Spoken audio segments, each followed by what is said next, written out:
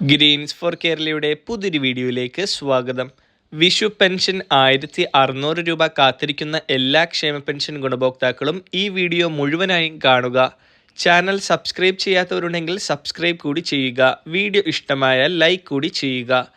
സംസ്ഥാനത്ത് സാമൂഹ്യ സുരക്ഷാ പെൻഷൻ വിതരണത്തിനായുള്ള 820 കോടി രൂപ ഉൾപ്പെടെ മറ്റ് ആവശ്യങ്ങൾക്കും വേണ്ടിയുള്ള 2000 കോടി രൂപ റിസർവ് ബാങ്കിന്റെ മുംബൈ ഫോർട്ട് ഓഫീസിലെ ഇക്യുബേർ സംവിധാനത്തിലൂടെ ഇന്നലെ കടമെടുപ്പ് നടന്നിരുന്നു. ഇന്ന് ബുധനാഴ്ച വൈകിട്ടോടെ വിഷുവിന് മുമ്പായി അനുവദിച്ച ഏപ്രിൽ മാസത്തിലെ 1600 രൂപ ക്ഷേമ പെൻഷൻ ഗുണഭോക്താക്കളുടെ അക്കൗണ്ടുകളിലേക്ക് എത്തിയേക്കും. ഇന്ന് 4 മണിക്ക് ശേഷമാണ് അക്കൗണ്ടുകളിലേക്ക് പണം എത്തുവാനുള്ള സാധ്യത.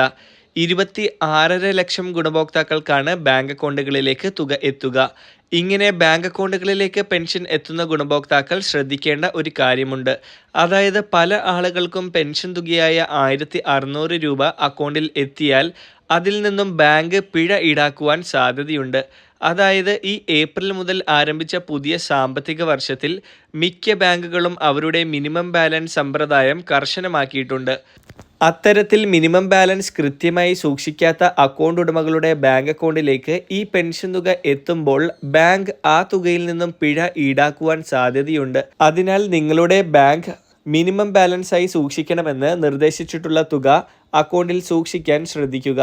എന്നാൽ മാത്രമേ 1600 രൂപ പെൻഷൻ അക്കൗണ്ടിലേക്ക് എത്തുമ്പോൾ ആ തുക മുഴുവൻ നിങ്ങൾക്ക് ലഭിക്കൂ. ഇല്ലെങ്കിൽ നിങ്ങൾക്ക് തുക കുറഞ്ഞേ ലഭിക്കൂ. അതിനാൽ ഇക്കാര്യം എല്ലാവരും പ്രത്യേകം ശ്രദ്ധിക്കുക. ഇനി വീടുകളിൽ പെൻഷൻ നേരിട്ട് സഹകരണ ജീവനക്കാർ വഴി കൈകളിൽ ലഭിക്കുന്നവർക്ക് വെള്ളിയാഴ്ചയോടെയൊക്കെ വിതരണം ആരംഭിക്കുന്നതായിരിക്കും. ലിസ്റ്റും തുകയും എത്തി വിതരണം ആരംഭിക്കുന്നതിന് 2 ദിവസത്തെയൊക്കെ താമസമുണ്ടാകും. അതിനാൽ വെള്ളിയാഴ്ച മുതലൊക്കെ ആയിരിക്കും വീടുകളിലേക്കുള്ള പെൻഷൻ വിതരണം സജീവമാവുക.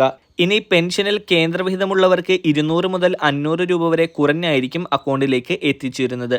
ഒരു നിശ്ചിത ദിവസങ്ങൾക്കൊക്കെ ശേഷം ഈ തുകയും അക്കൗണ്ടിലേക്ക് എത്തുന്നതായിരിക്കും. ഇനി തുടർച്ചയായി കേന്ദ്രവിഹിതം മുടങ്ങിയിട്ടുണ്ടെന്ന് നിരവധി പേർ പറയുന്നുണ്ട്. അത്തരത്തിൽ മുടങ്ങിയവർ നിങ്ങളുടെ ആധാർ കാർഡുമായി പഞ്ചായത്തിലെ പെൻഷൻ വിഭാഗത്തിലെത്തി കേന്ദ്രവിഹിതം മുടങ്ങുവാനുള്ള കാരണം അന്വേഷിച്ച് അത് പരിഹരിക്കുവാൻ ശ്രദ്ധിക്കുക. ആധാറുമായി ലിങ്ക് ചെയ്തിട്ടുള്ള ബാങ്ക് അക്കൗണ്ടിലേക്കാണ് കേന്ദ്രവിഹിതം എത്തുന്നത്. അതിനാൽ ഒന്നിൽ കൂടുതൽ ബാങ്ക് അക്കൗണ്ട് ഉള്ളവർ ഇക്കാര്യം ശ്രദ്ധിക്കുക. മാത്രമല്ല നിങ്ങളുടെ ബാങ്ക് അക്കൗണ്ടും ആധാറും ലിങ്ക്ഡ് ആണോ എന്നും പരിശോധിക്കുക. എന്തായാലും വിഷുവിന് മുമ്പായി തന്നെ ഈ 1600 രൂപ വിതരണം ചെയ്തത് സംസ്ഥാനത്തെ പെൻഷൻ ഗുണഭോക്താക്കൾക്ക് വലിയൊരു ആശ്വാസം തന്നെയാണ്. വളരെ പ്രധാനപ്പെട്ട ഈ ഇൻഫർമേഷൻസ് നിങ്ങൾ മറ്റുള്ളവരിലേക്ക് കൂടി ഷെയർ ചെയ്യുക. പുതിയൊരു വീഡിയോയുമായി വീണ്ടും കാണാം.